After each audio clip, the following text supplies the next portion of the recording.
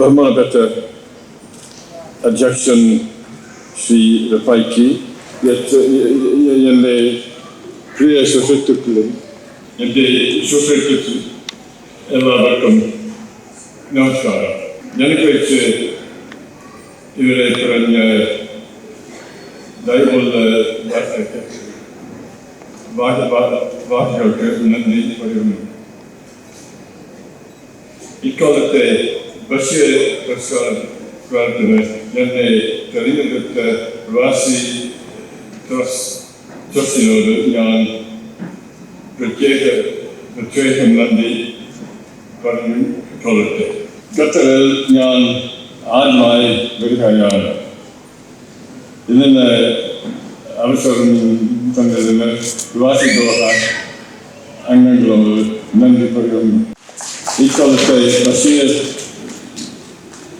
സ്മാരക പ്രസംഗം ചെയ്തതിന് എന്നെ ക്ഷണിച്ചതിനും നന്ദി പറയട്ടെ.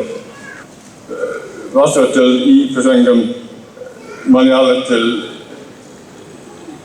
ചെയ്യണമെന്ന് ആഗ്രഹമുണ്ട്. എന്നാൽ കേരളത്തിൽ കുറച്ച് ദിവസങ്ങളും തുടർച്ചയായി താമസിച്ചിട്ട് കുറേ വർഷങ്ങളായിരുന്നതിനാൽ എനിക്ക് മലയാളത്തിൽ എഴുതുവാനും സംസാരിക്കുവാനും കുറവുണ്ട്. അതുകൊണ്ട് ഞാൻ ഇപ്പോൾ എനിക്ക് പറയാനുള്ളത് ഇംഗ്ലീഷിൽ തുടരുകയാണ്. എന്നോട് ക്ഷമിക്കുക. When I was invited by the president of Provasi Doha to deliver this year's Basheer Commemorative lecture, I prepared the sort of formal lecture that is often given by a professor. However, I was advised yesterday very rightly that you might prefer something a little less academic, and that it might be better if I said something about my personal relationship with Basheer rather than talk in too academic terms. That's what I should attempt. But first of all, I should like to say what a privilege it is first of all, to be in Doha, but also to be in this, what is obviously a marvelous school, to talk to you. What the principal said about the development of this is such a small thing to what is a major institution is something to be very happy about, and I'm pleased to have the honour of standing in this institution this evening. I should also like to say that I enjoyed seeing some characters I've read about several times come to life when Salama and Kesha and I walked on the stage in that very nice adaptation of the Basheer novel. I hadn't thought that one could make a play of that, and yet somehow the adapter succeeded very well, and the two actors seem to me to get across very nicely these very interesting and unusual characters, and it's always nice to see Basheer brought to life in this sort of way. Now, one of the many reasons why I'm particularly happy to be involved in the Basheer Puskaram is because Basheer has played a very important part in my life, both on the professional and on the personal levels. So I'll start by saying how I came, first of all, to meet this marvellous man. I was in Anatolium in 1963, and so I asked my friends in Anatolium to suggest something that I might read to get some idea of the written language. And they suggested that a book that had come out fairly recently might be interesting, and that was part of my diary. And so that was the first book I read in Malayalam. I was absolutely enthralled by it, and after I'd read it, I wrote a letter to Basheer explaining that whilst unlike Suhasini in the book, I couldn't claim to have read all his work, I would very much like to see him. Now, because my friends didn't know Basheer's trip, now it's a total mystery to me how he knew on what bus I should arrive in Vaikkom. But there he was waiting to greet me, and we went down by the lane to find a little house. And that began very productive and valued relationship for me.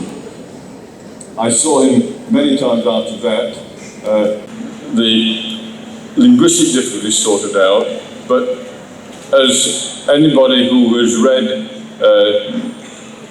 into Papaya will know, there are all sorts of differences of translation that cannot be solved simply by knowing what the words mean. And of course, there's the well-known example in the last chapter of the street urchins teasing Kunjapatama's mother on the grounds she didn't have a real ana, she had only a Kuryana.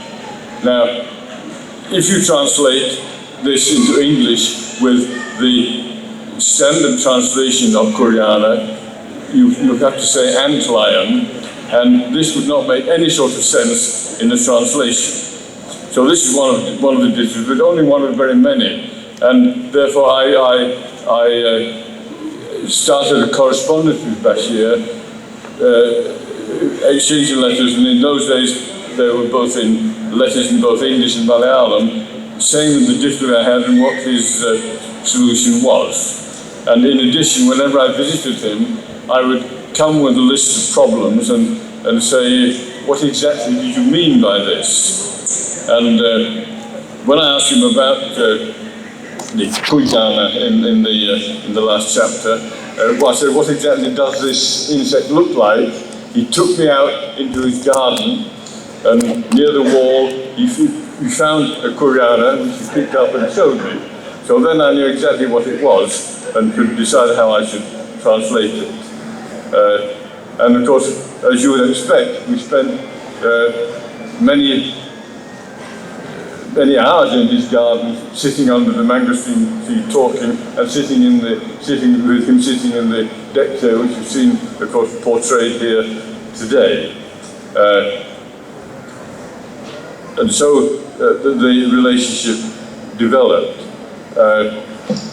I eventually had what I was reasonably satisfied with as a proper version of the translation, but you can see how, apart from the fact that I had a lot of other work to do, how difficult the work was, because although I first met Basheer in 1964, the translation did not come out until 1980, which is quite a long time. But here I was translating the works of a man who was a perfectionist. And it seemed to me that if you engage in such a work, you have to attempt to get as close as you can to perfection yourself. Now, it's not possible for a writer to be as perfect as Basheer was himself in finishing a story, but one must make the attempt. And so it took a long time to bring it out.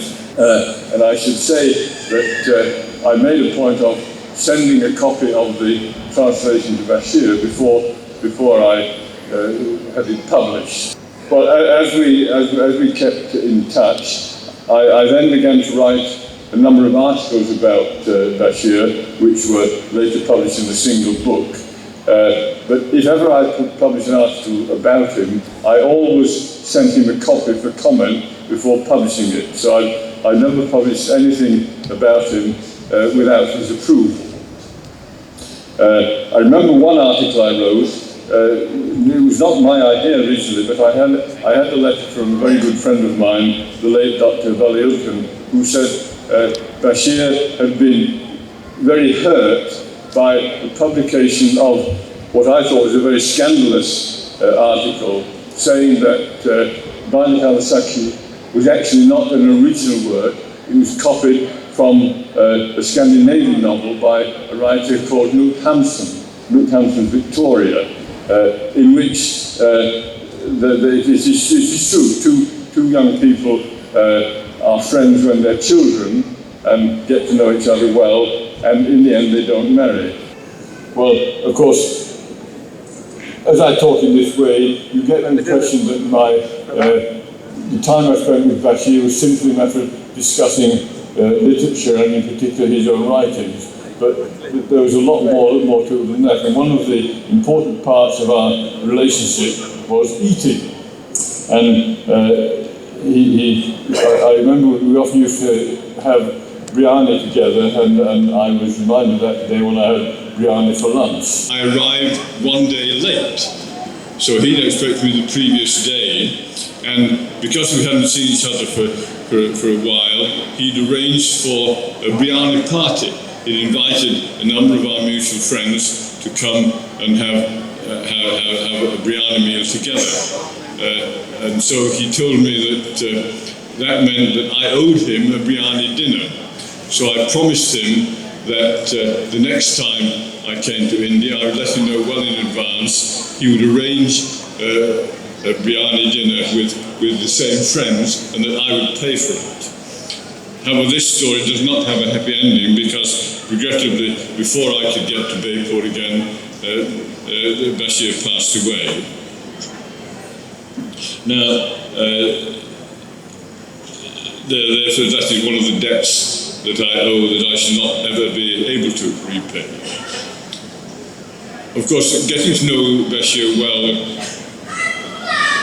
brings in other pleasures. And among these, of course, are the pleasure of knowing his family, getting to know family Basheer, and then the children, Shahina and Anis, neither of whom, of course, was born when I first met Basheer.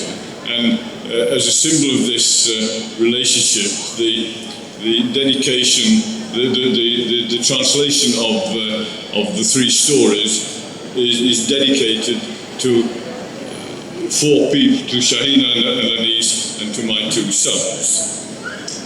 Well, since getting to know, first of all, Basheer and then Anis and Shahina, I've also got, of course, to know the next generations, and we now have a 4th generation of the Basheer family, whom I met this year. Well,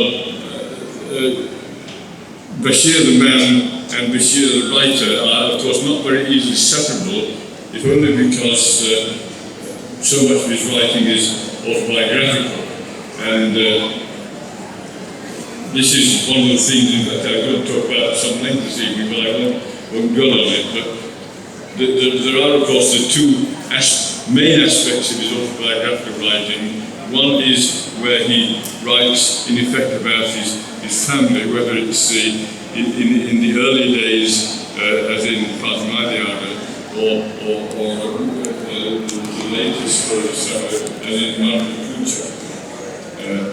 He told me, when I started to write, when I wrote an introduction to the translation, I asked him how much of the 3 stories was autobiographical, and he assured me that the first time to Kaliolapuram, and I met many of the characters from Patmadiana. It's a very unusual experience to meet characters from novels in real life, because that's not a common thing. And I met Vaikkom, and she confirmed that the story was indeed absolutely true in every detail. That was somewhat adapted from the truth, but it was 80 or 90% true. But the other biographical aspect of Basheer's work is his set of stories that have to do with the freedom struggle. And I was so taken by these that I persuaded D.C. Kirchner to publish as a separate book. You remember that he tells, among other things in this, because this is a very packed story, it's just a short story, it does have a lot of meat in it. And one of the things you remember is the story of how he He goes home after being away for months. He goes home. To his surprise, his mother is very good friend in Kerala. I made a lot more friends this time, including not only Kerala living in Kerala, but Kerala living in Doha, of whom there are quite a lot. So thank you all again.